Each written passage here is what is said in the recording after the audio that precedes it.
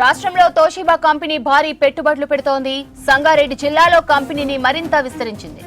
347 కోట్ల రూపాయలతో మ్యానుఫ్యాక్చరింగ్ యూనిట్లు ఏర్పాటు చేస్తోంది. ఈ 2 యూనిట్ల ఏర్పాటుకు శంకుస్థాపన చేశారు ఐటీ శాఖ మంత్రి శ్రీధర్ బాబు, జిల్లా ఇన్ఛార్జ్ మంత్రి వివేక్. కొత్త యూనిట్లతో పాటు ఇంతకు ముందే 2 యూనిట్లను ఏర్పాటు చేసింది తోషిబా కంపెనీ. అంతకుముందు ఈ 2 కొత్త యూనిట్లకు రిబ్బన్ కట్ చేసి ప్రారంభించారు మంత్రులు.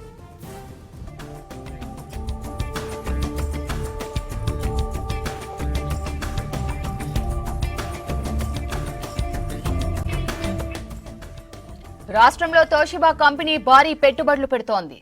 సంగారెడ్డి జిల్లాలో కంపెనీని మరింత విస్తరించింది.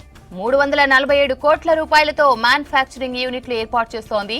ఈ 2 యూనిట్ల ఏర్పాటుకు శంకుస్థాపన చేశారు ఐటీ శాఖ మంత్రి శ్రీధర్ బాబు, జిల్లా ఇన్ఛార్జ్ మంత్రి వివేక్.